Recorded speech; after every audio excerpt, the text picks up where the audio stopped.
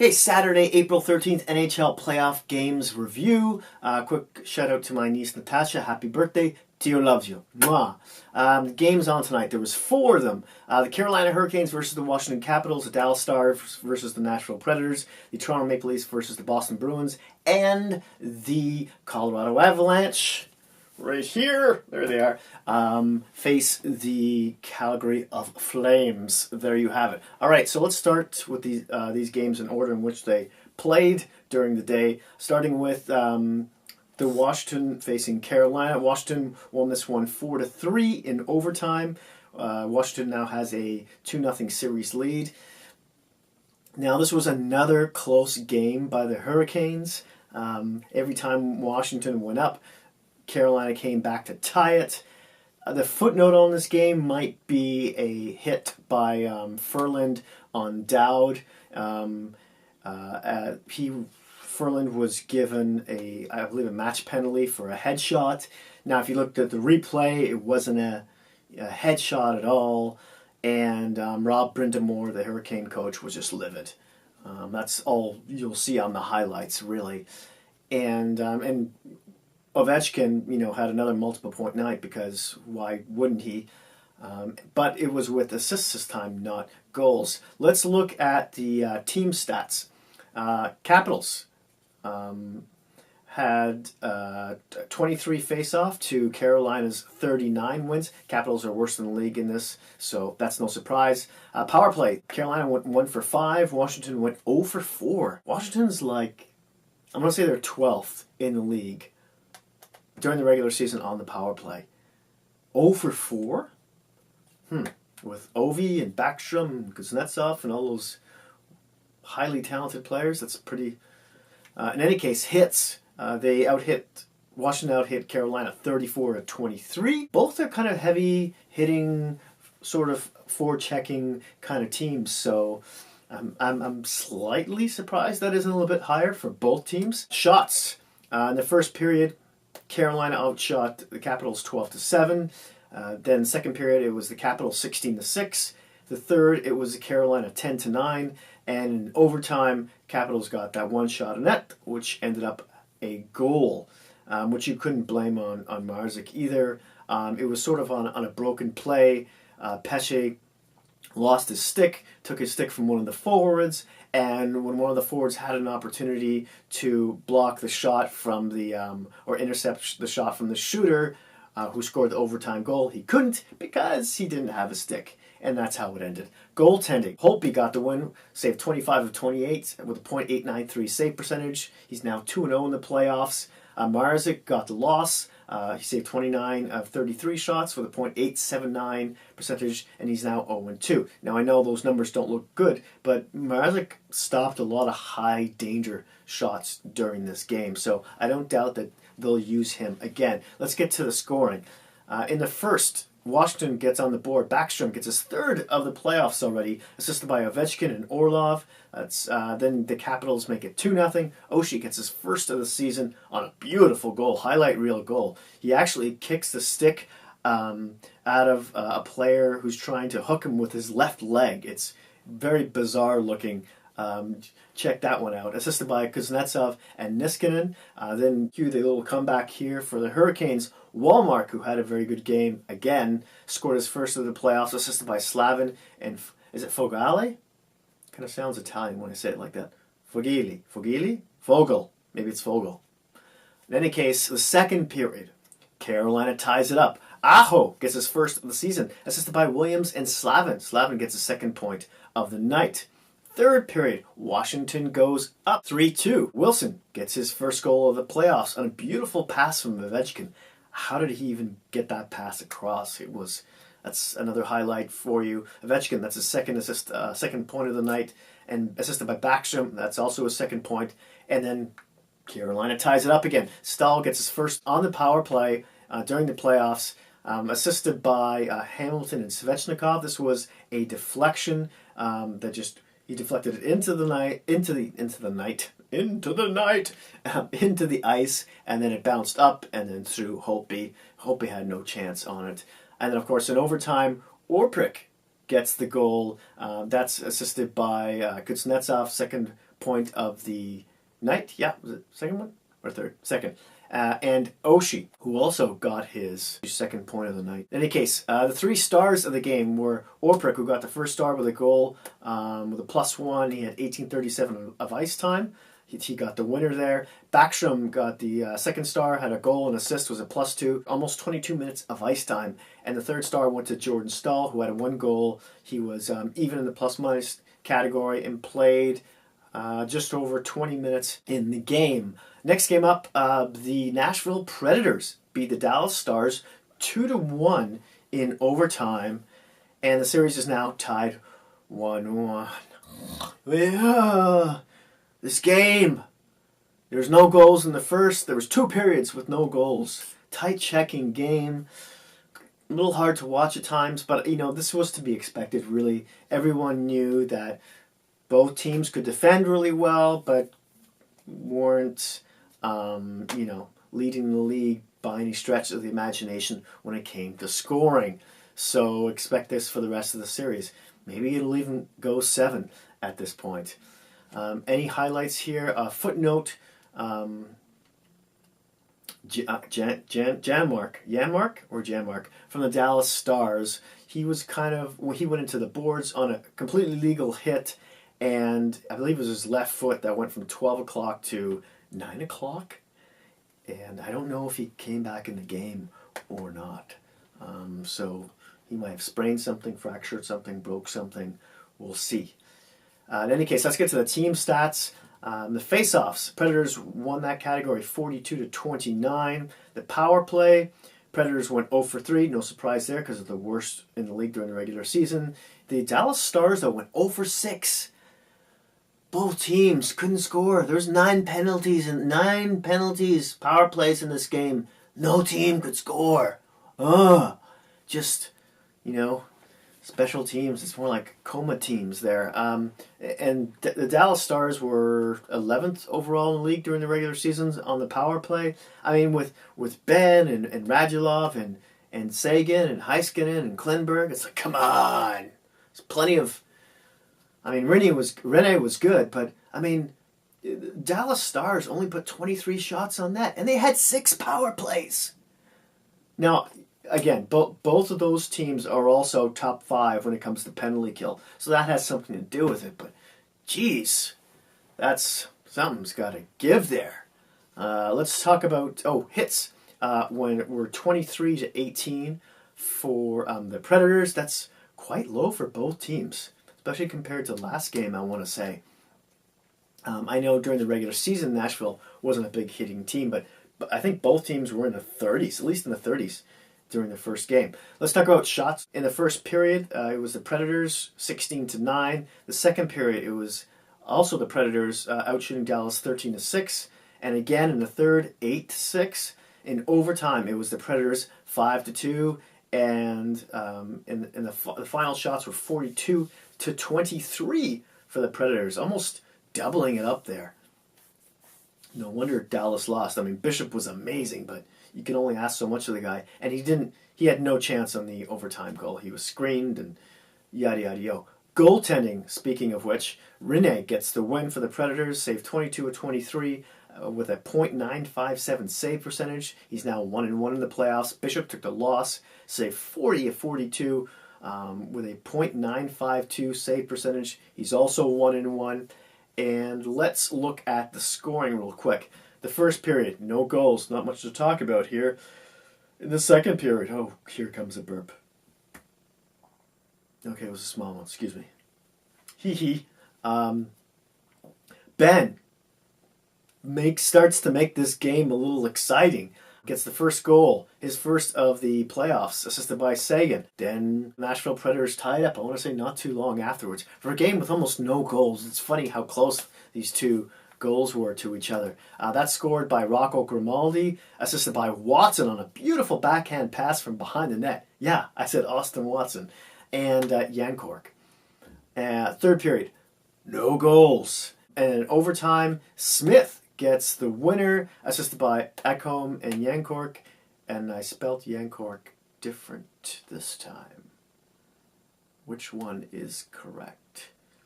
Is it Yancork or Yankrok?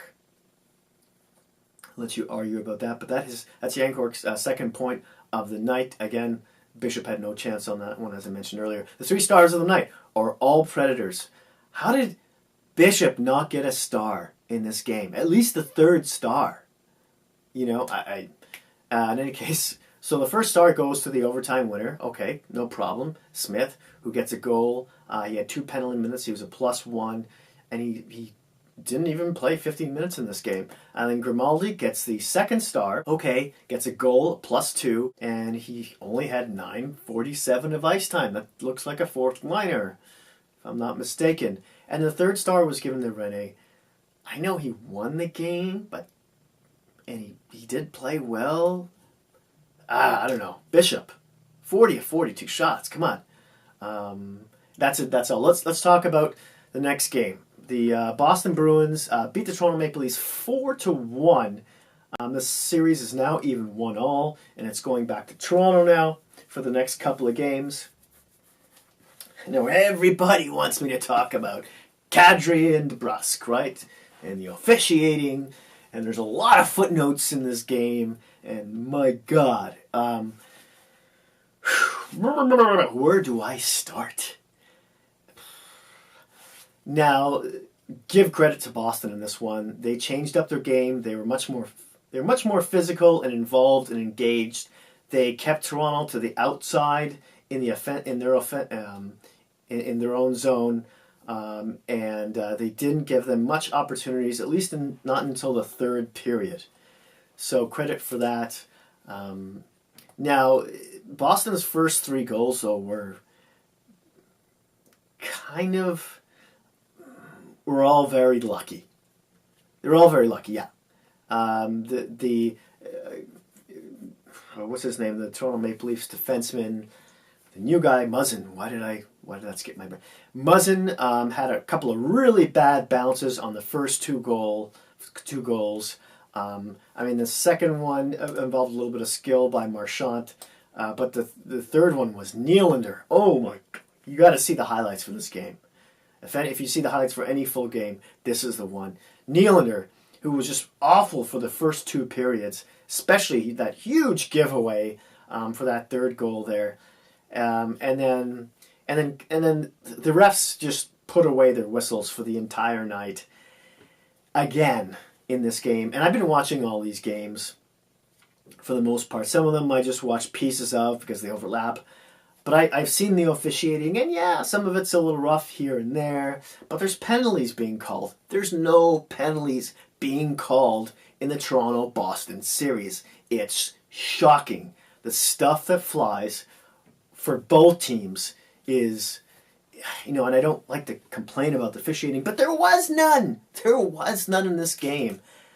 And I think of the lack of calls sort of led to things getting really, really messy, to the point where I'll be very, very surprised if these refs come back and officiate at least this series. At least this series.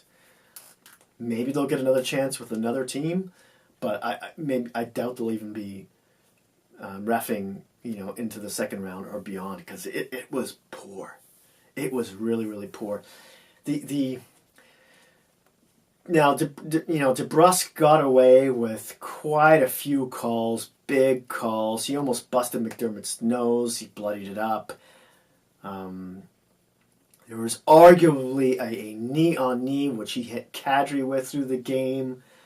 At the very least, you got to call like a tripping penalty there, and then Kadri after DeBrusk goes after, he hits Marleau, on the edge of where the boards kind of start. It's rounded out now. It's not edgy anymore. But Marleau, hits the ground and comes back up, and Kadri goes after DeBrusk and cross-checks him in the head. Oh my God. Why? Does he? Oh, I'm a Toronto fan, and that was it was obviously a dirty play. He's going to at least get 3 games, maybe more, maybe 5 or more games for that. And he's not quite in the same bracket as Wilson, because all of these sort of dirty plays that has happened to him over the past few years have been sort of retaliatory things. And I think teams know that. They push him far enough and he goes over the edge, and he's got to learn from this. This has got to be the last one. And I'm really disappointed in him. Because he was probably, besides Frederik Andersen, the Maple Leafs goaltender, he was their best player up until that cross-check. And it's just so frustrating as a fan to watch that. You could just see the other team egging him on, especially DeBrusk. And it's like they knew he was going to do something dumb, and he did. In any case, let's get to team stats. I don't want to ramble on about this. In the face-offs, Toronto out-face-offed the Bruins 26-21. The power play, Bruins were 1 for 4. Toronto actually did not bad of a job on one of the league's best power plays there. Toronto went 0 for 3. That's got to change. They had some looks, but yeah, against the Bruins, you can't be missing out on those chances. So there were 7 penalties called, but there could have been quadruple that amount called on this night. It was ghastly. It was ghastly. The hits were 44-40 for the Bruins. Bruins, as I said, were much more involved in this game. Moving on to the shots, the first period, it was 14-7 for the Bruins. Second, it was 15-9 for the Bruins. And the third, when the Leafs finally woke up and started to get some dangerous looks, that's also when they scored their goal by Kadri, by the way. Outshot the Bruins 15-12 in that period. And then the final shots were 41-31 for Boston. Goaltending, Rask gets the win. He stopped 30-31, .968 save percentage. Rask looked good, but until the third period, really, the Leafs did not have any high danger chances at all. There was no cycling. Bruins broke that up, and there was a lot of effort. I didn't see with Toronto's main, like Tavares, even Marner, Matthews. I didn't see that fight there in this game like I did the last, and basically it was only and Nylander. God, wow. Any case, the loss goes to Frederik Andersen, who had a great game. I can't believe I'm saying that about a goaltender who lets in 4 goals. He had a really good game. He stopped 37-41 with a .902 save percentage, but didn't really have a chance on any of those goals. And we'll get to that right now. In the first period, Coyle gets his first of the playoffs, assisted by Bax. This is a bad bounce, which Muzzin should have had. The first 2 goals were bad bounces, really. Marchand gets a second goal to make it 2-0, assisted by Pasternak and Krug. And then the second period, Boston goes up 3-0. Nylander on a brutal giveaway right beside the net. It was a no play nothing. There was only one Bruin in the zone, and he was chasing Nylander around the corner. And it was like it was during a change, and it was Any case, third period, Nazem Kadri scores Toronto's goal on a really nice deflection, assisted by Dermott and Nylander. Nylander looked good on that play, I must say. And then Boston puts the dagger in the dagger in what? Dagger in the body, in the dagger in the leaf. Let's call it dagger in the leaf. My brain is not functioning properly right now. Okay, so Bergeron gets a second of the playoffs on the power play. I think that was during the Kadri major, and that was assisted by Marchand and Grzelcyk. Again, Andersen had no chance on this one. I think he stopped the first 2 initial shots, and it was another bad bounce, went off another player and right to Bergeron, who was sitting there with a wide open net. The 3 stars of the game were all Boston Bruins, to no one's surprise. Marchand gets the first star with 1 goal, 1 assist. He was a +1 and had over 20 minutes of ice time. Second star goes to Tuukka Rask. Third star goes to Backes, who didn't play last game, was brought in for this one, and he played well. He got an assist, a +2 with just over 12 minutes of ice time. And I swear to you, Kadri could have been one of those 3 stars, if not for that ridiculous play. Just getting upset thinking about it. Let's move on to the last game of the night, shall we? the Colorado Avalanche versus the Calgary Flames.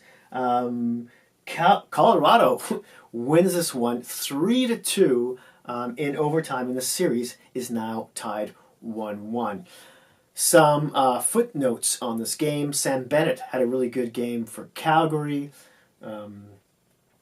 McKinnon he just had his engine going all game long. And Colorado came out to play in that first period. They looked really good. Calgary didn't get their feet under them until, I want to say, halfway through the second period.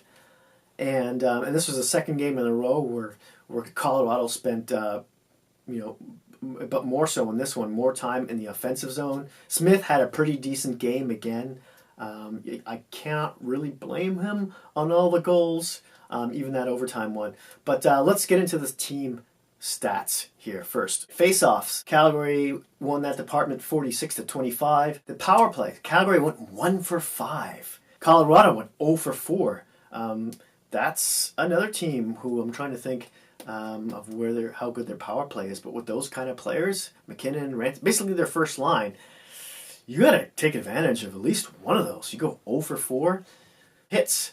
Calgary takes that department 24-20. Let's look at shots. In the first period, Colorado had that 15-10. In the second, it was the Avalanche 12-10. In the third, it was even 10-10. In overtime, Calgary outshot the Avalanche 7-2. And the final shots were 39-37 for the Avalanche. Goaltending. Grubauer gets the win in this one. He played really well, saved 35 of 37 with a .946 save percentage. He's now 1-1. Smith gets the loss, even though he played well, saved 36 of 39 with a .923. He's 1-1. Smith didn't really let in a bad goal all game. One could argue he was, about that last one in overtime, but still, it's McKinnon racing down the left side, hitting that top corner. It was a sort of a perfect shot. So that's maybe it's debatable. Let's go through the scoring real quick. First period, there's no goals. Second period, Avalanche get on the board first. Nieto gets a short-handed goal. So these teams can't really score on the power play, but they'll get you short-handed. Then Calgary ties it up. Anderson gets the only power play goal of the game, assisted by Bennett and Brody. In the third period, Calgary goes ahead 2-1. Monahan gets his first of the playoffs, assisted by Bennett, his second point of the night. He looked good on the defensive end and on the offensive end. He looked really good all night long. That was also assisted by Gaudreau. And then the Avalanche pull their goalie a little bit early, and they score. Kampfer, who had a really good game as well, gets his first of the playoffs, assisted by Landeskog and Rantanen. And then in overtime, the Avalanche almost lose this. Ian Cole takes a really boneheaded penalty. In his own zone, he hits James Neal from behind right on the numbers. It's very obvious, a hit, cross-check hit from behind. And he's known to take those, to have a little bit of dirty play in his game sometimes. And in OT, really, it was just so blatant. And he didn't need to do it. And luckily, Calgary didn't score on it. The Avalanche came right back on the next rush. McKinnon gets the overtime goal, his first of the playoffs, assisted by Rantanen, who gets the second point of the night, and Ian Cole. Little bitter pill for Calgary there, having him taking the penalty and then assisted on that overtime goal. The 3 stars of the game. The first one was Mike Smith. Stopped a lot of high-danger chances, that's what I'm saying. Going back to that Dallas game, Ben Bishop should have been one of those 3 stars. Stopping 40 of 42, really. Second star of this game was McKinnon. He had 1 goal. He was a +2 and was on the ice for over 26 minutes. Played a lot of hockey. Third star, there's Sam Bennett with that beautiful ode to Lanny McDonald mustache that he has. Fantastic. With 2 assists and 2 penalty minutes, and he played just over 15 minutes. There you have it. I would love to hear your thoughts and opinions on all of these games. There was a lot of dirtiness in this game. I mean, there was a lot of dirty play. and nastiness in all the games on tonight. That was kind of lacking in Toronto and Boston's series until tonight. So I would, if you have anything to say about Kadri or DeBrusk or anyone else, I'd love to hear about it down in the comments section down below. Hit like if you like this video. Smash that subscribe button if you haven't already. And hey, if you happen to have any Hockey Geek friends, please don't feel shy about sharing. Thanks again, and I'll see you soon.